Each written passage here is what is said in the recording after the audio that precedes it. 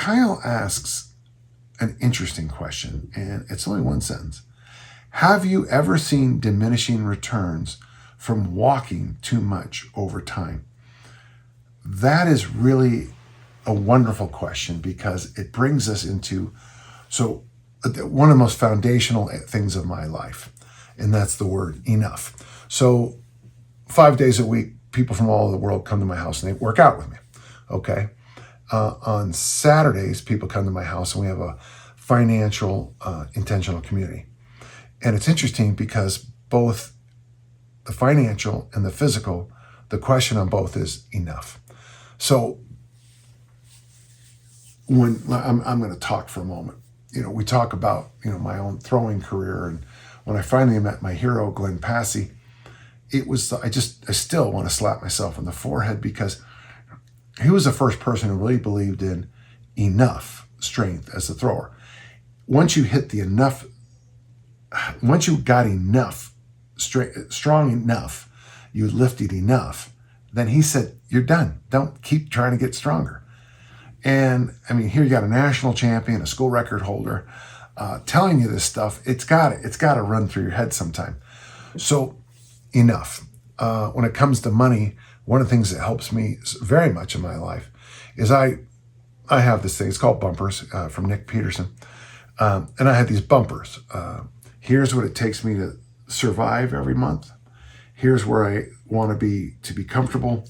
And then over here is this number that if I get over that, man, that's more than enough. And I'll just be more generous.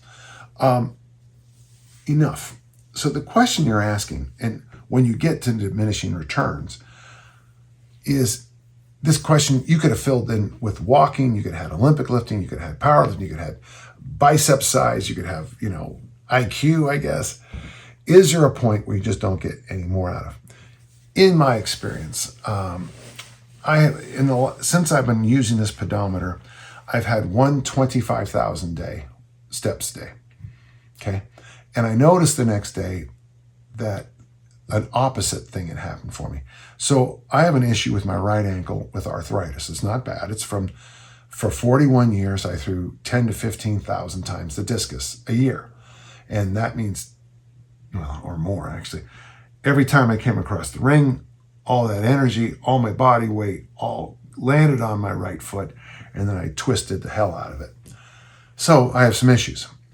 If I'm walking 10 to 15,000 steps a day, all the time, I have no issues with my ankles at all.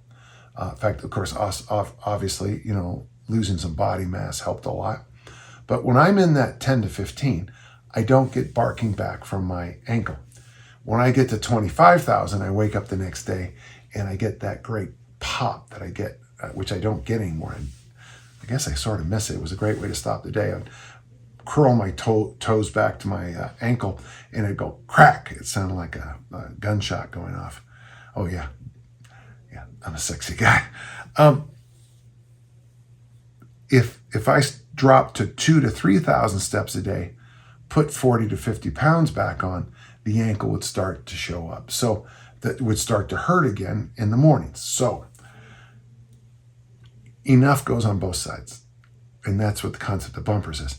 So for me, when I'm at 10 to 15,000 steps, I wake up pain-free in the morning in my ankles and my lower back. I feel good. I keep going.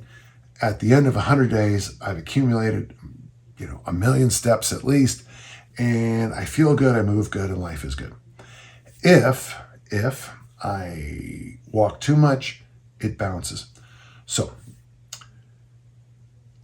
I think I'm going to be walking as best I can the 10 to 15,000 steps a day until literally, you guys are throwing dirt on top of me and all weeping around my grave. I think that enough concept is almost more important, and I think your question is good, Kyle, but you have to decide what enough is. For those of you who train by yourself, I can guarantee if you have a home gym, you figured out enough in many ways. Your equipment, that's enough. How much do you want to do that exercise? How heavy you want to go on that exercise by yourself? That's enough.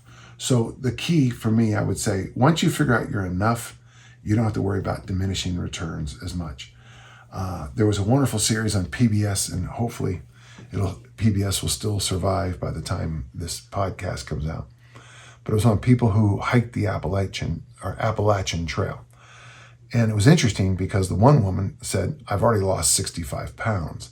So walking 20 miles a day, carrying your whole life on your back, up and down hills, is one of the best fat loss modalities I can think of.